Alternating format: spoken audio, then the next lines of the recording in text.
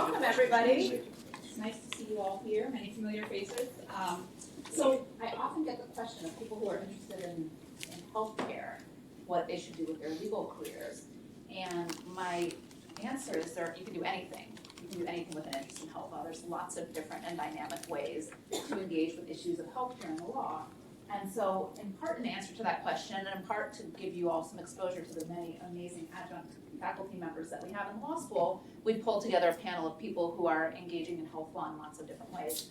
And I'll introduce them, and then I'll let them tell you a little bit about what they do on a day-to-day basis, what they like about it, how they develop the skills to do what they're doing, and then we'll open it up to you all to ask them questions. I'll say in addition to the panel, obviously I'm somebody who is engaged in health law as an academic, as is Dean Ruger. He's a health lawyer as well, and we both practiced ropes and gray before becoming academics, and so there's lots of different ways to engage in issues of healthcare and medicine and the law. So let me introduce the panelists today, and then I will hand it over to you all to talk.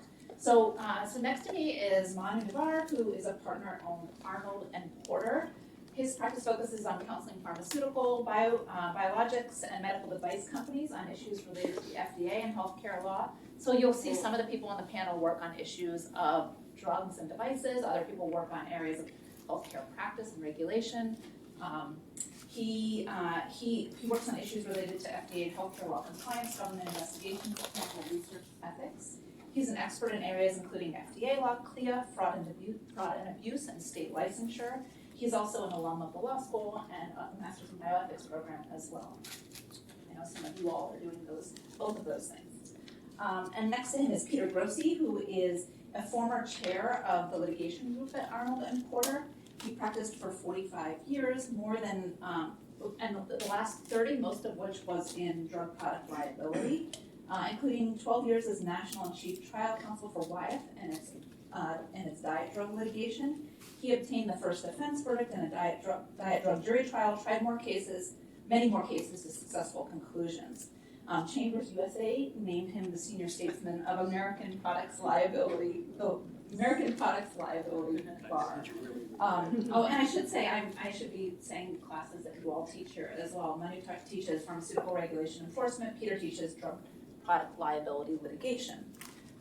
Next to him is Regan Safir, who is, for those of you who are interested in the plaintiff's bar, can talk to that side of practice. Her practice focuses on plaintiff side medical malpractice. Among her many successes is a case that took years to bring to trial, 7 months for the judge to render a verdict.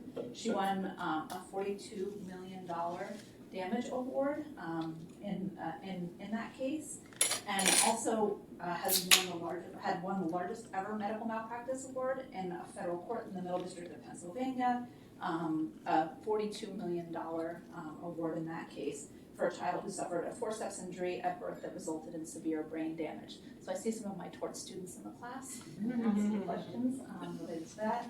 Was on the defense side before on the plaintiff side, so has expertise in both of those perspectives of practice. And I saw that you also began your career as a criminal prosecutor, which is interesting as well. Teaches in the MO program, medical liability and negligence. Next is Lauren Seinfeld, who is Chief Privacy Officer at Penn Medicine, Senior Advisor for Privacy at Penn. She leads and oversees the HIPAA compliance program and other privacy initiatives for Penn's 4 hospitals, over 200 physician practices, and the School of Medicine Research Program. If you're interested in government practice, she helped the Clinton administration develop the HIPAA medical privacy regulations as well. And her work in privacy is broader than healthcare issues, but that is part of the portfolio she works on. Tony Talferro, who is the former Vice President and Deputy General Counsel and Assistant Secretary at Independence Blue Cross. I just learned has recently retired and is now working with them in a consulting role, probably on many of the similar issues. Is a law alum and is a Wharton alum as well. And actually we share the same undergraduate institution. We both are government undergrad graduates as well. He spent more than 30 years with Independence Blue Cross, providing counsel on corporate governance and transactions, state and federal healthcare laws, marketing, provider and operational matters.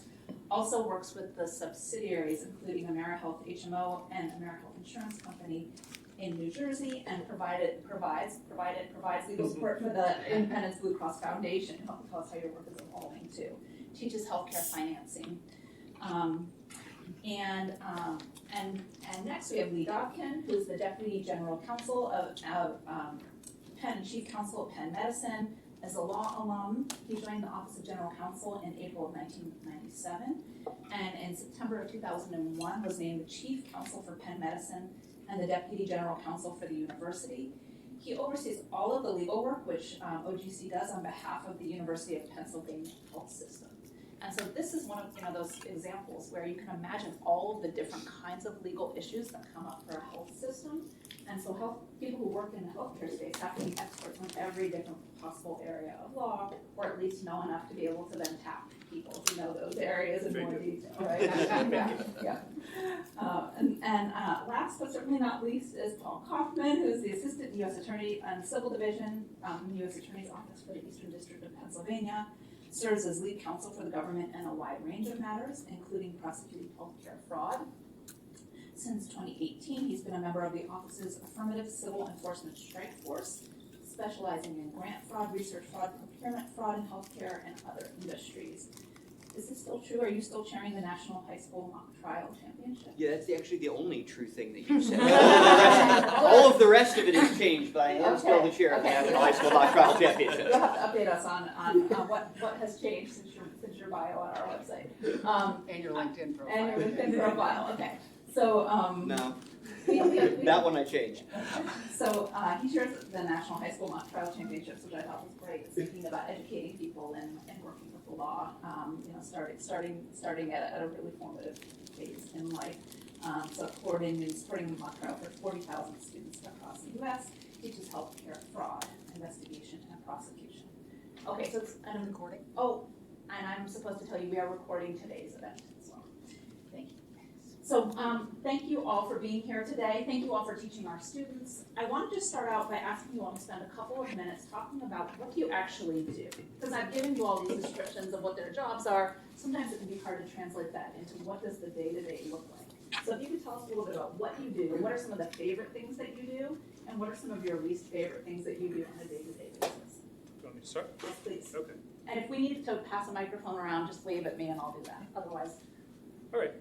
So I spend a lot of the time on the phone and on Zoom calls, and my practice involves a lot of counseling, day-to-day counseling. So at any given time, I'll have a phone call in the morning, for example, like I did today, about a client that's running clinical research who's discovered that an investigator may have been committing fraud in a clinical study. They want to know what to do to resolve that, who do they need to notify, what's their game plan to correct that. And then after that, I might have a call about something completely different that relates to the biopharmaceutical and device industry, where I focus my attention. So I spend a lot of my time sort of holding clients' hands. A lot of my clients are not just lawyers, but also compliance officers, privacy officers, in some cases executives. In the medical technology industry, a lot of my clients are med tech executives, like software startup people, who don't know a whole lot about the regulated environments in which they're often going to launch products. So a lot of time on the phone.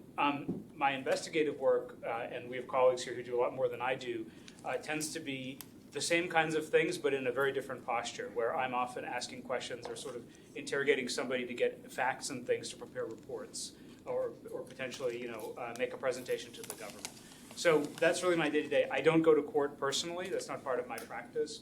I do some meetings with the FDA and with CMS. Oftentimes they're to align on issues rather than being adversarial. And if I'm doing a good job at my job, you haven't heard about it, and neither is the government.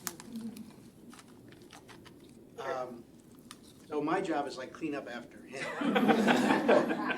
So when an FDA lawyer gets a drug through the FDA and convinces the FDA that it's safe and effective and tell us all that, they don't bother to tell us also that it's going to kill a number of people. And it does. They all do. If you take hormone replacement therapy for menopause, some of you are going to get breast cancer. If you take a diet pill, some of you are going to have bad heart valves.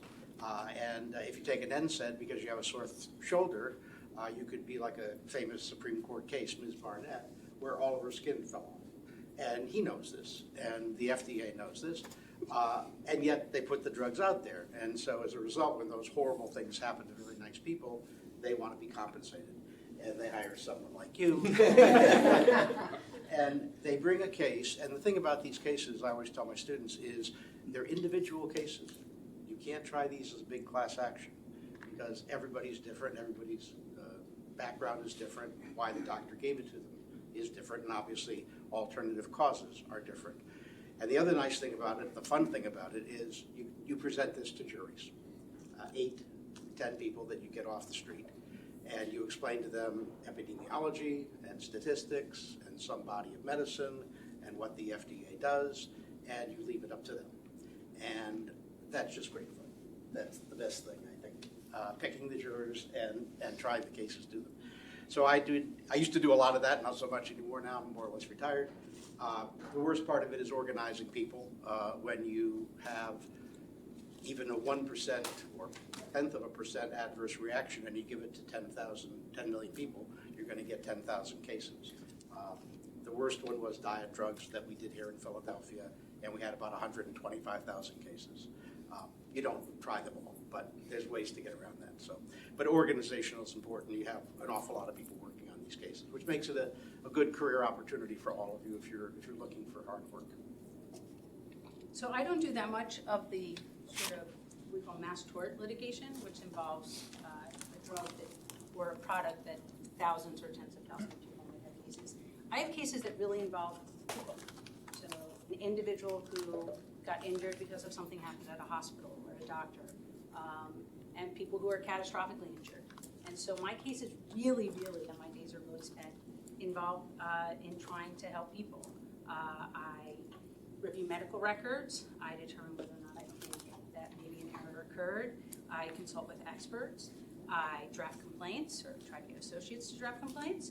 I then put cases in suit. I take depositions. I work with experts to prepare expert reports, get responsive expert reports, and then I take cases to trial, mediation or arbitration. But I am first and foremost a trial attorney. That's what medical malpractice attorneys do, both as a defense attorney and as a plaintiff's attorney. I think we try more cases than most any other specialties, and cases that have really significant impacts. As I said, I've represented families that there have been death cases, but people who've had profound strokes, children that are birth injury cases that are going to need care for the rest of their lives.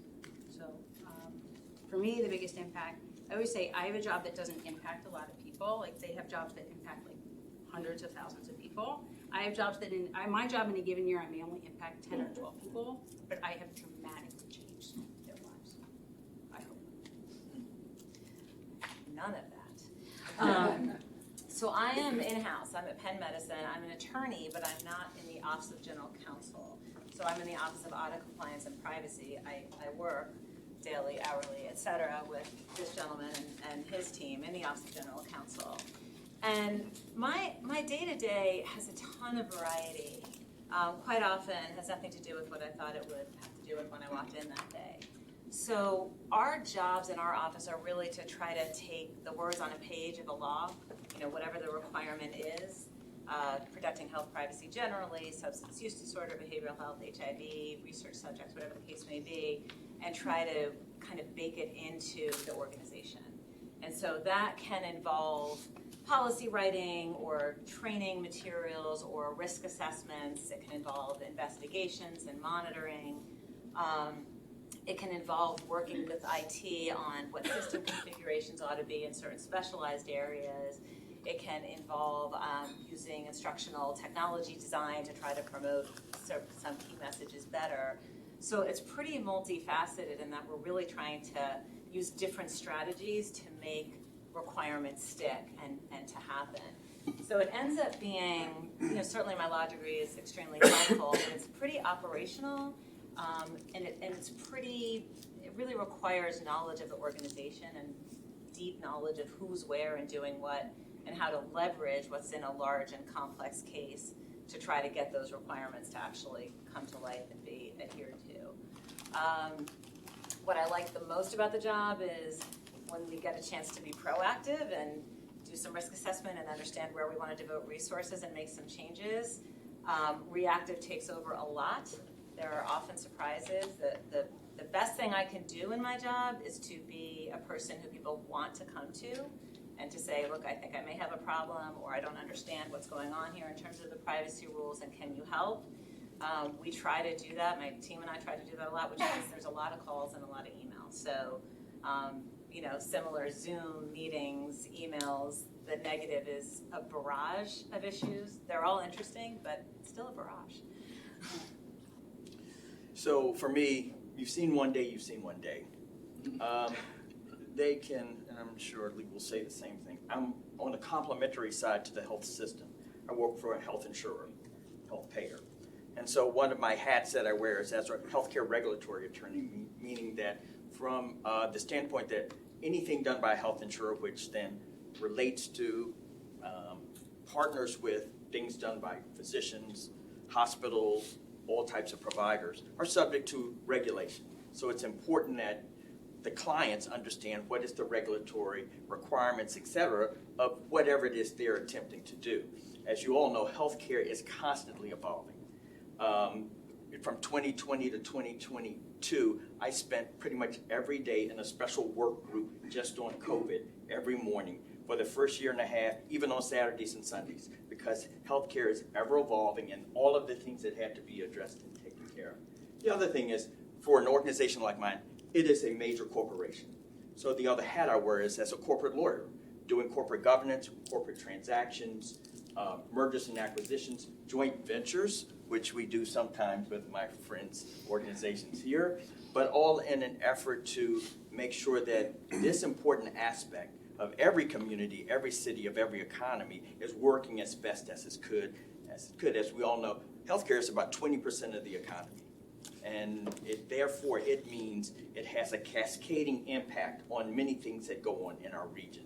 So I also spend time on other matters related to being a big entity in this area. We have a $135 million foundation that seeks to support health initiatives, health ideas, parts of the health ecosystem that need help, lobbying, council on pay-to-play, campaign financing, which is all a part of being a part of the political process. So as a part of a general counsel's office, it'll tell you, anything can come across your desk, and it's your obligation to do so, and I love it.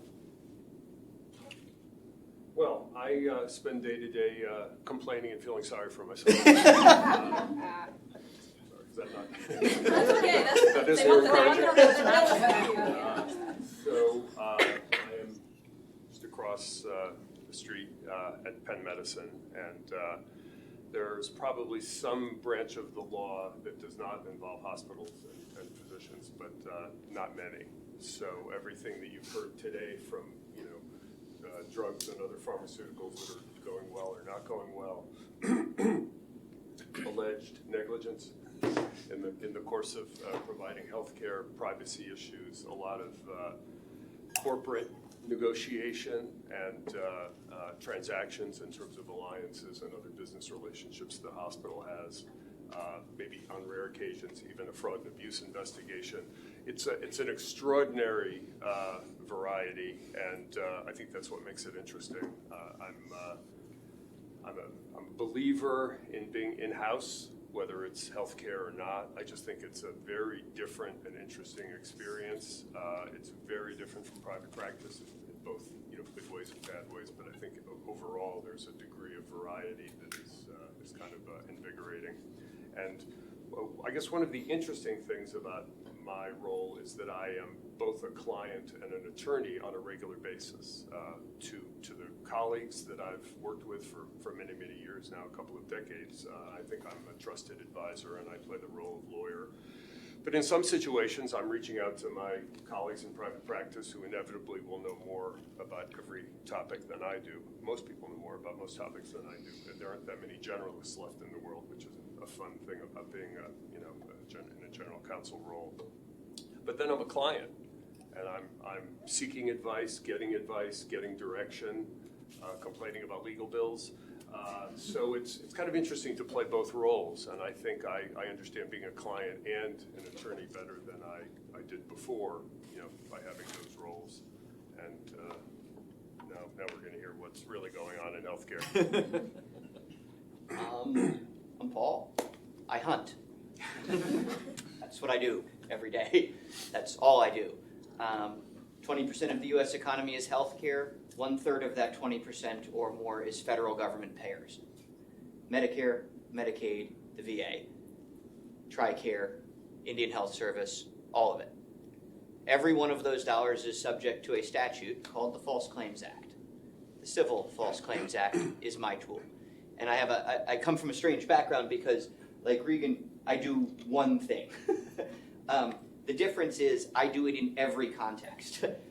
Anywhere that the federal government spends money, you can have somebody who's ignorant, somebody who's lazy, somebody who's corrupt, or somebody who's evil, and that's where I come in.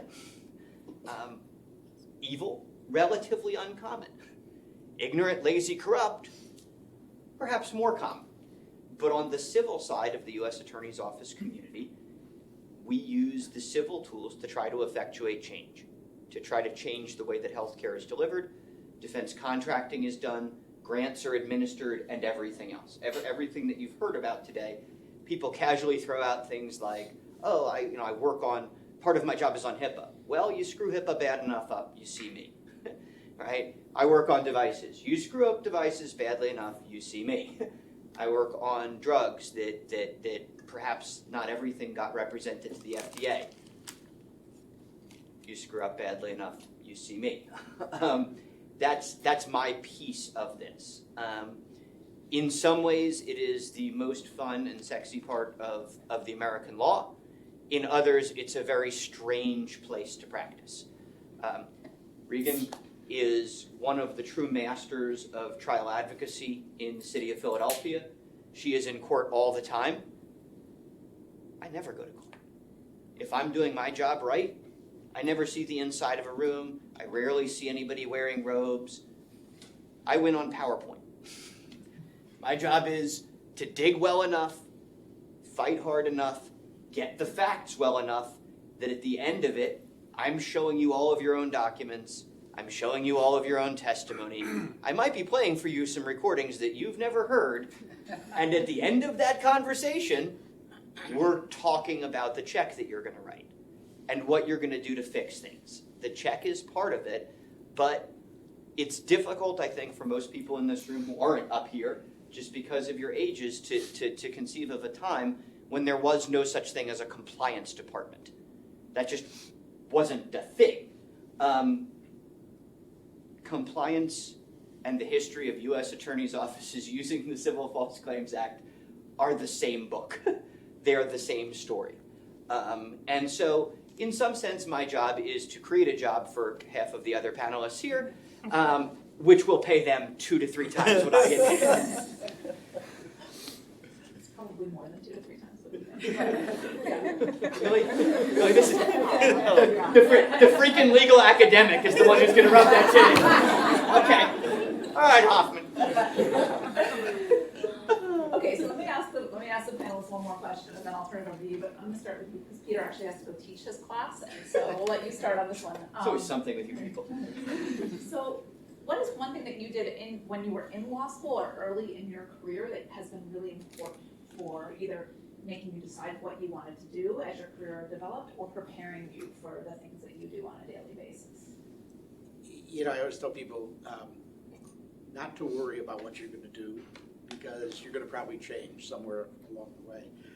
I did have a professor, a fellow named Guido Calabresi, who later became dean of the law school and a federal judge, who just retired last year, if you could believe that my professor just retired. And he taught a course called Tragic Choices.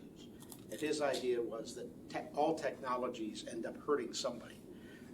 And like 50 years later, when I started the course up there, I said, you know, I'm finally in the area where I really appreciate what you had to say, because I think there's nothing worse than pharmaceuticals from that perspective.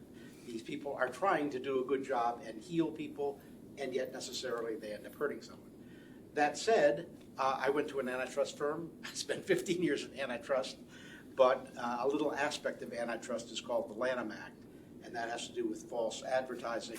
And so I got involved in what one judge has described as the worst litigation he's ever seen, and that was between Johnson & Johnson and Wyeth over Johnson & Johnson's effort to basically put a new product out of business. they tried to kill Advil before any of you ever knew what Advil was. And in that case, I got to know all the science, and then I just went into this kind of pharmaceutical work. And that was about 15 years out of law school.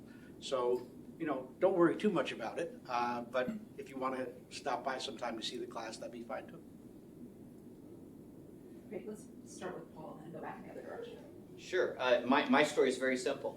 I took a summer position at the U.S. Attorney's Office in Connecticut, in a small branch office in Bridgeport, Connecticut, with 7 attorneys in it. And I said to myself, holy crap, these people are doing what I want to do. They're doing a lot of what I want to do, but even more than that, they're good people trying to do good things, and they buy me tacos. And the buying you tacos matters, right? Like, these are real people who want to have a real community in their life, and they want to do real good and do real mentoring. And so pretty much from that time on, well, I mean, I knew I wanted to do government service. I'm an Eagle Scout. This is sort of like where I come from. This is where I wanted to be. But I aimed my entire career at getting the tremendous blessing of the business card that I hold, that allows me to stand up and say I represent the United States, and allows me to do things like this and things like the National High School Mock Trial Championships and all of the work that I get to do in the community and everything else. I wanted to be with a group of people for whom that was important. And so for me, it wasn't about, I mean, the work was good. I certainly was excited to do computer crimes and child exploitation and all the different things that I've gotten to touch on over the course of my career. But I had no idea what the False Claims Act was. Nobody was using the statute up in Connecticut. Hey, had nothing to do with health law or anything else. I was just like, these are my people. This is my tribe. I need to get with this group of people, and I'll do whatever they ask me to do once I get there. So my first gig out of law school was at Paul Weiss, a large New York City corporate firm. My reaction to that experience was not, these are my people. I was there for about 3 years, and you probably can imagine the extraordinary responsibility that a third-year litigation associate has at Paul Weiss. The highlight of my career, as I've told the story before, is it was a 3-person bench trial, and my job was to hold the poster up for the partner during the opening, which was very heady stuff. But in the midst of the opening, the judge, because it was a bench trial, said, what makes you think I need an opening? So both the opening and my poster went down. Despite that heady excitement, I actually came back to Philadelphia. I went to law school at Penn, and for 11 years was a criminal prosecutor in the U.S. Attorney's Office in Philadelphia, which was an extraordinary amount of fun and excitement, an extraordinary mission. The criminal world is its own world. After 11 years, some of my self-righteousness started to fade, so I came to the Penn Health System.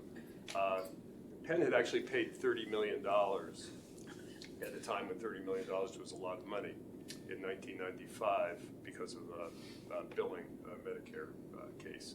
So they were looking for someone who had some experience in government, and I was in kind of the right place at the right time. But I think all these experiences provide learnings, whether you, I actually learned a lot when I was at Paul Weiss, despite the jokes. And, I think there's an element of fortuity with these things. I often talk to law students and they say, well, how would this path work or that path? I think there's an element of capriciousness, so that you can't really plot it out.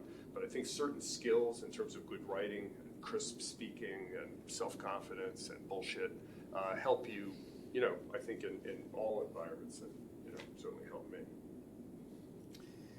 So while I was at Penn, I did the MBA JD, so I always had the idea of being a business lawyer.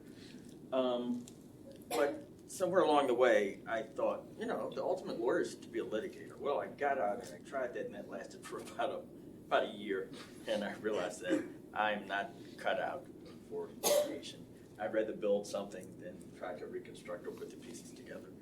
And kind of found my way from, actually at one point I worked for a city solicitor, and did commercial litigation, and then I moved to doing bonds and contracts. And like Paul, I found my spot with business transactions, et cetera. Was recruited, ended up at Independence. Whoever would want to work for a health insurance company, that like is not a cocktail party starter. So, but it turned out to be a wonderful opportunity for me. And as Lee kind of said, I'm as much of a business person and advisor as I am a lawyer. And I get to, fortunately, to wear both hats. And once you rise to the executive level, you get to have influence on significant matters and have a platform for even, as Paul said, to do some things in the community. And so I would say you be true to who you find out you are as you go along, and don't be afraid to change. As it sounds like, other than Paul, you and I did. So. So when I was in elementary school, all I wanted to be was the chief privacy officer for and my dream has come true. So I guess, given that, my advice is keep your eyes and your ears open for interesting opportunities. I never would have predicted that I'm doing what I'm doing today. A few things happen that kind of remind me of the line I say to my students a lot, of don't be so sure you know what you want, okay? Really listen and really look and talk to interesting, intelligent people and see where some of that takes you. I also often talk about the delicate balance of making things happen and letting things happen. When you least expect it, you might be pulled into something that's pretty fascinating. So I was a law firm lawyer, perhaps similar experience. Big oil and gas litigation, low person on the totem pole was not super compelling to me. Went to the FTC, did enforcement there, a little bit of privacy. And then President Clinton decided to appoint a chief counselor for privacy, political position. He was looking for a deputy. A friend of mine said you should apply. Again, hadn't really dawned on me that that would be a career path I wanted to go to. Obviously interviewed, applied, really connected with this wonderful individual who's guest teaching my class tomorrow. And so then I was in that role and developed some expertise and found I really, really enjoyed that expertise. Then came to Philadelphia for personal reasons, started working at the university side. I was chief privacy officer for the university. And the UPHS privacy officer quit. My boss came to me and said, do you want that? And I said, 100% not, 100% not. I have no interest in that. And she said, okay, just do it until we hire someone and help us hire someone. I said, sure. So I did it. And I helped her hire someone. And as this deal is being finalized, I said to myself, what were you thinking? This is the most interesting job that you could possibly imagine. The people were totally different. The issues were totally different. The pace was extremely fast. And I found myself really just coming to life and enjoying going in and seeing what would surprise me every day. And as luck would have it, the person who I said you should hire her, as I sort of was hitting myself, ended up asking for, some more flexibility and some more money and more this and more that. And I said to my boss, so if she's not exactly everything you want, I'm willing to do you a favor and take that job. And so I did say as part of the deal, I need 2 people because it's really, really big and different. And now it's more than 2 people. But my point is, I never thought I wanted it. In fact, I knew I didn't. And so I did have the good fortune of being able to live in it tentatively, and then I got to experience it. But I think the lesson is the same, which is really look, listen, see where things take you. You do want to drive your own self at times. Of course, I'm not suggesting you just passively let your career happen. But it's really about being open-minded and grabbing something that looks really good. So we all keep disagreeing with each other. I have a slightly different story. You're all too young. There was a show called LA Law. And it's what lawyers look like on TV. It's what they look like on TV now. And I was like, that's what a lawyer is. These people aren't lawyers. I want to be that kind of lawyer. I want to go to court, and I want to be involved in people, and I want to not live in a law library back when law firms had law libraries. And my first summer associate job, I worked at a very big corporate firm, which I will not name, and they did what they said was litigation, but there were no people involved with the litigation, and it was companies suing companies, and young associates who were sort of our preceptors and mentors were like, oh no, I haven't left the office or talked to a client in and I've been here 5 years, and I thought, that sounds horrible, that's not, and for other people, they loved it, but it wasn't what I wanted, and I come from a family of physicians. Medical malpractice seemed really interesting to me, and I thought, how am I going to get good at that? And so I thought the best way to do that is I want to be in a courtroom. And so I became a prosecutor in Philadelphia because they throw you in and have you start trying cases before your bar results come back. Fun fact. And so it was a great experience because I was in court every day. I had to be comfortable getting up in front of a list room, which means it was a courtroom twice the size of this with hundreds of people that I had to call out for police officers and witnesses, and we were trying, in the beginning it's all bench trials, but you're trying case after case after case. And so I got really comfortable in the courtroom, and then I got recruited to develop a medical malpractice defense firm practice, and I loved it. My big switch was, if you had told me young in my career, oh listen, someday you're going to be on the other side, I would never have believed you. And I loved being a medical malpractice defense attorney. I really did. I loved the work. I thought the work I was doing was important. I came from a world of physicians, so my clients being physicians made a lot of sense to me. And then a variety of things happened. Part of it being pregnant with children 3 and 4 at the same time, that I started to think maybe I need something different. And I had sort of reached what I thought was as far as I could go in terms of trying cases individually, and sort of there being a ceiling on where I could go in terms of not being the originating partner, even though I was managing the work. And then I got recruited to go to client inspector, which I felt if I was going to switch from defense to plaintiff, I would only go to a firm that as a defense attorney I respected. And so my experience as a defense attorney has brought me incredible experience as a plaintiff's attorney. I have relationships with all the insurance companies. I have relationships with the counsel at the hospitals because I knew them and worked with them. And I think have the credibility that they know that if I believe in a case that there's something to believe in. And so I think that there's a lot of mutual respect. And I still get to be the kind of lawyer that I saw on TV, which is I take depositions and I go to court and I try cases. Interesting. I guess I forgot to say that the views that I'm giving are my own, not my firm's. Everybody feels that way.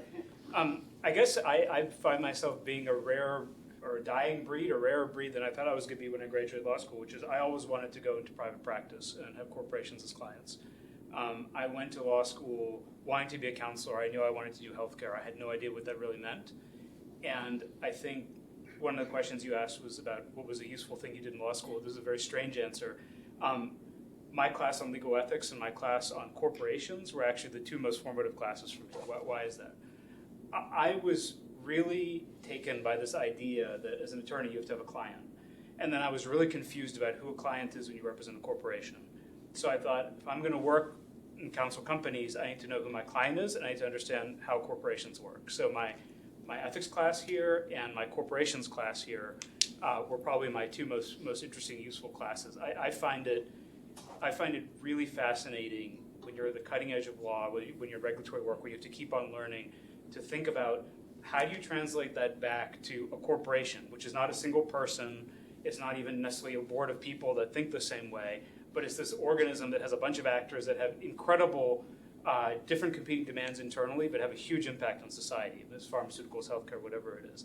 So that really interested me, and I thought I want to be at the cutting edge of that, and I've been doing this for 16 and a half years or whatever, and you asked what's one of the things that is the hardest we don't like. It's a challenge. Like if you're charging high legal fees as outside counsel, you really have to be on top of your game, because I'm only getting a phone call because somebody thinks I know what I'm doing right now about some issue that maybe just became law yesterday or something. But if you like that challenge, I think it's a good career. So that's how I got into this, corporations, legal ethics. Okay. See? Okay, let me open it up to you all. Questions?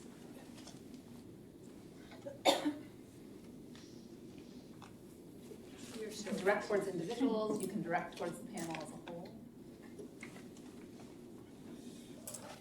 Seriously, obviously we cannot have covered the waterfront of your questions and coming here with But that. none of them want to do this work anymore. Exactly. We're like, screw it, we're all just gonna float from big firms to somewhere. I'll tell you when we get there.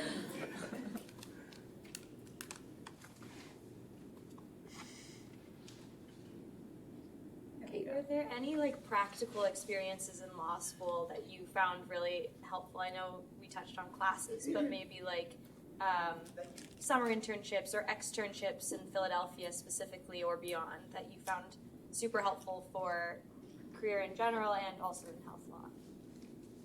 Some of the 1Ls are sorting that out now. So. Well, I think if you do want to go into litigation, I think Trial Ed or the Philadelphia DA's office and Public Defender's office have great internship programs, both during the year and in the summer. I think, again, for a lot of us, part of knowing what you want to do is figuring out what you don't want to do. You know, for some people it was litigation, and for me it was working in a big firm. Learning what you don't want to do is almost as important as learning what you do. So I think finding something that you think you're interested in and learning that you're not can actually be just as important as finding that you are. And it's cost-free. The 1L summer is cost-free for you. You're all at Penn. You'll be fine next summer. So you can do something extraordinary, different, weird, strange this summer without, risking your shot at whatever the brass ring is that you personally are aiming for the end of 3L time. So you want to work for public service, you want to work for a nonprofit, you want to, go to Alaska and hang out there, whatever your bag is, this is the summer you get to do that has essentially no effect on your future at a practical level for you, other than you might find something that you love or something that you thought you'd love that you didn't. So especially for you 1Ls, like, do whatever cool you can do. Get the money through, spin or whatever it's called here, and, live frugally for the summer. Don't worry about it, and enjoy getting to experience being a smart person who's free to whoever is bringing you in, if that's what you want to do. You'll get looks at things you'll never get any other way. The only thing I would add to that, and it's not a 1L point, it's an everyone point, is go where you can learn the most. And it's really hard to tell that, but if you talk to the people who you'd be working for, and are they on site much? Do they have time for you? Would they include you in meetings? Just it doesn't even matter that much what you learn. It just matters that you feel like you're really learning from people who are good at what they do. In some way, direct or indirect, I think that's going to be quite beneficial. I also agree that, a bad experience can be a learning experience. I mean, in my era, and perhaps in this one, the momentum pushes you to big firms even for summer experiences, and if you do that, you'll get paid a lot for not too much. But if you keep your eyes open, you hopefully can get some sense of whether that's for you or not. So I don't think any of those experiences are wasted.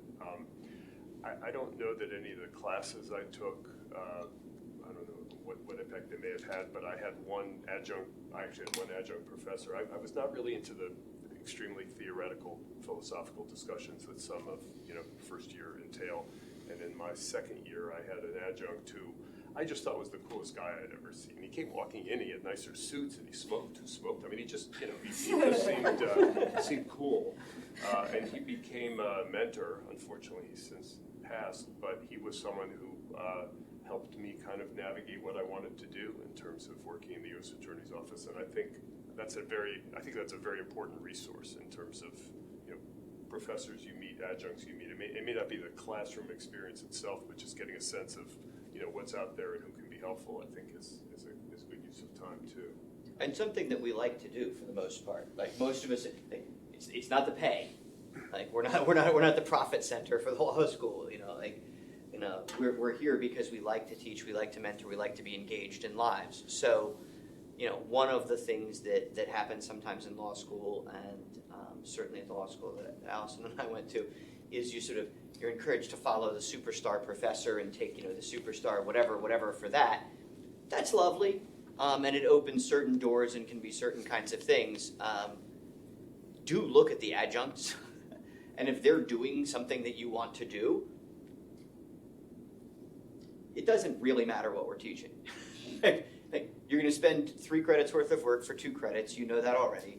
Just take the damn class. Get to know that person, and you'd be shocked. I mean, all of us know each other, but we also know everybody else, right? You know, between the people who are former AUSAs, the people who are current AUSAs, the people who are future AUSAs, who I already know are future AUSAs, like, all of us know each other from around, and because we're continuously practicing, we're forced to interact with one another in different areas of law and different kinds of people at all times, which generally means when you know, at the end of things, if you've built up a relationship and you trust us and we trust you, and you're like, look, I'm looking at going to firm X, I'll be like, let me call 3 people. Let them know you're coming. Right? Because we know everybody. You have to. It's not that big a legal community. It's 13, 14, 15,000 lawyers, and it's 2 lawyers wide. Everybody either knows every other lawyer in Philly or knows somebody who knows every other lawyer in Philadelphia. You play 2 degrees of Kevin Bacon here. Who's from Philadelphia? Who's from Philadelphia. Right. So if you have any interest in being in this community, finding people who are in this legal community is an awfully good way to figure that stuff out. And to follow up on his point, you don't have to take our classes, like you should, but you don't have to. Don't take Paul's class. No, I mean, you really But- shouldn't. So It's dull. brutal. But I Lifeless. once took a CLE, like, you know, we have to take these credits, and it was a big room, and somebody who was presenting just sounded really, like, what he did sounded really interesting, and it was when I was sort of reaching a point at my job at the time where I was like, I feel like I need something different, I'm not sure what it is, and I picked up the phone and I called them and I said, can I take you out to lunch? Like, I just want to pick your brain and I just want to know what it is that you do.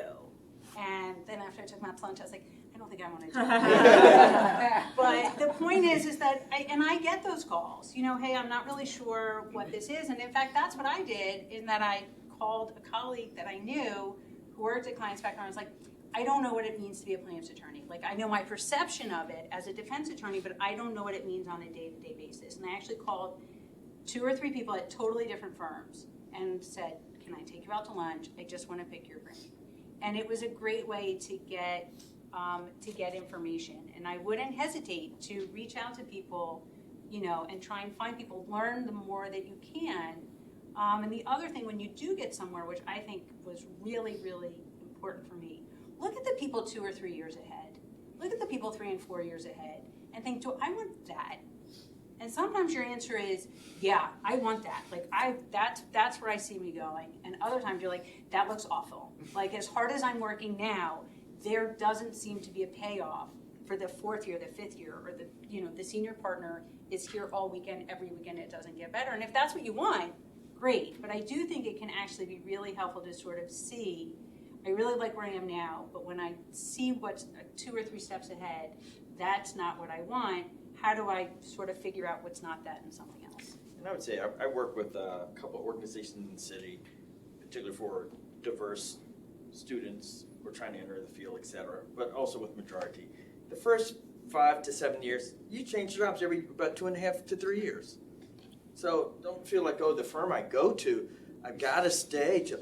No, you test drive a few of them. And by the end of the 5th or 6th year, wherever you are, you can then have a good feel for, like, yeah, this is what I like, this is what I don't like, this is what I'll try. And I mean, having a law degree is just a great thing too, because you can even say, check, I'm out, I'm going to do something on the business side. It is not far-fetched to have, on my side of the things, on in-house, to have in-house lawyers move over to run profit and loss centers and run parts, Especially also. Especially, It's a highly regulated industry. Yeah, so. And don't be afraid to use the alumni network. I mean, people, if I get a message from a student saying, can I talk to you about your field, I'm excited. Like, it's not like, oh no, how am I going to fit them in? Like, it's a good thing. And, you know, there's almost no downside to you reaching out to people. You can say, I'm from Penn Law, we have that in common. You can say, I'm interested in your field, we have that in common. You can say, we have nothing in common, but I still want to know what it is that you do and what your life is like, and tell you about me and my interests, and ask your advice. What would you do if you were in my shoes? But, like, there's just a lot. I mean, we're all kind of saying the same thing. There's a lot of people out there, And most of them are going to be pretty psyched to hear from you and to talk to you. And When I when they're get the not, calls, that's I- great too. When I It's get like, the- fine, screw you, like, that's not a place I wanna be, like, if you're like Mr. Knife Fight, you know. When I get the calls, I pawn them off on Lauren. I pawn them off. Is another question. Yeah, we have another question, yeah. I have a question for those of you who have worked for what I would characterize as sort of opposing sides, so either plaintiff or defense or regulator or prosecutor and regulated entity. And I'm wondering whether that switch required some sort of fundamental internal recalibration as to who the like good guys and bad guys are, or whether it's just it's just another job that you do sort of wholeheartedly, and how how that transition Let me say, worked. as someone who crossed the aisle a while ago to some extent from the government to in-house, I think there's some people who will always do what they're doing. In other words, they're defense attorneys, they're plaintiffs' attorneys, they're government prosecutors, and it works, and that, that's not a criticism, but that's, sort of the way that that we're designed.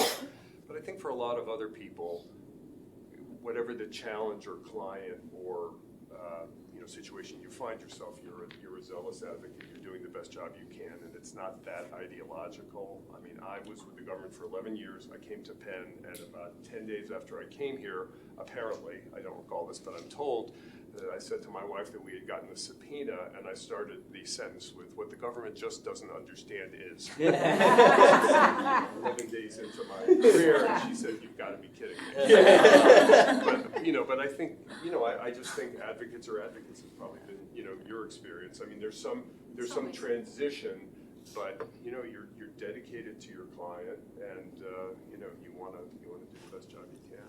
One of the shifts I had as a defense attorney, you don't choose your work, right? The insurance company, the hospital calls you and says, "We just got this complaint," and sometimes you represent the doctor who shouldn't have been sued, or the hospital, or the entity, whatever, the defendant that you say, "Oh, this is really defensible," and sometimes you get the one where you're like, "Oh, we are going to have to do our best to advocate for this person and get a good settlement."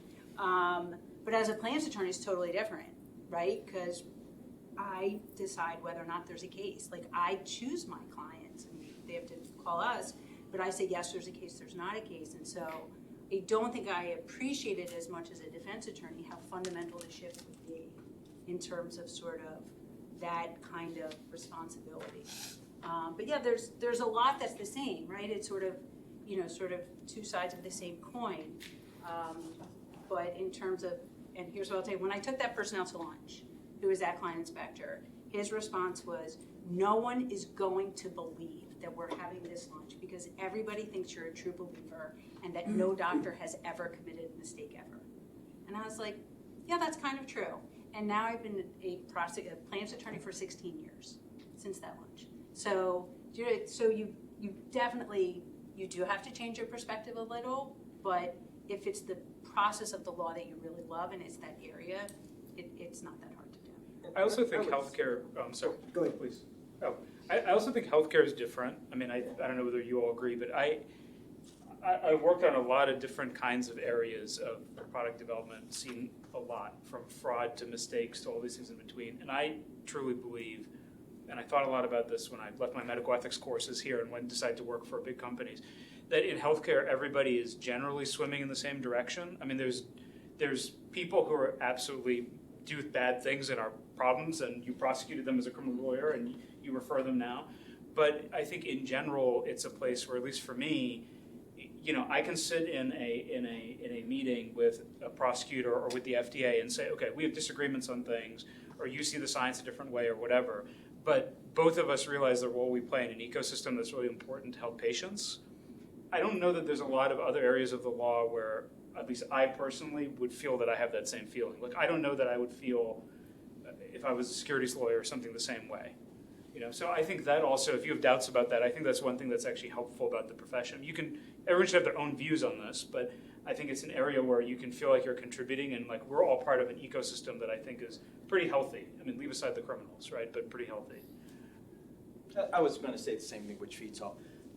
The healthcare bar, or health law bar, we know each other. We kind of know the organization. So I've had an opportunity to sit actually in like a quasi-governmental role, because after a while, if you're a known healthcare lawyer, they'll put you on certain panels or boards, and you find that your ability to bring what you have had on with that hat on, and your ability to sit in this and be more of a tribunal and to hear is helpful. And everyone knows the roles, and there can be adversarial conversations, etc. But at the end, it is very useful to understand both sides and to come to often a better outcome than had you not had experience on that side. So it isn't the hardcore my way or die.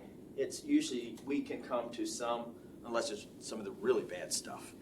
Then you are writing checks and paying penalties. I feel like some of it's thrown in my direction, and appropriately so. And I want to be very clear about something, in addition to not speaking for anybody but myself. And that is, I work for the Department of Justice, not the Department of Winning. My job is to figure out if there is a problem. And I fail if I lose that perspective. That is an abomination if I lose that perspective. And to the points that have just been made, I used the term corruption in the Roman sense earlier. Corruption being anything that influences or twists your viewpoint. And one of the major problems that happens in healthcare, the thing that usually winds up in me being there, is that corruption of judgment. And it's not usually the attorney's corruption of judgment, right? It's a scientist who really believes in their product, a doctor who really believes in their device.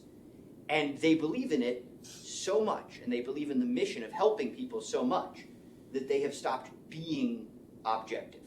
They lose the thread, right? And so now the clinical trial is off the rails, or now they're misrepresenting adverse impacts in their filings with the FDA. And very, very rarely is that the corporate decision-making at the highest level. Very, very rarely is it the attorneys. The attorneys who see that, frequently we see more eye to eye than our clients might see eye to eye. It happens. You get excited about what you're doing. You believe you're about to cure cancer or fix this problem that exists in the world. And yeah, there were some issues, but you're fixing, and like, no, those issues were people dying. And you just sort of blew through the stop sign at some point in there, and it happens a lot.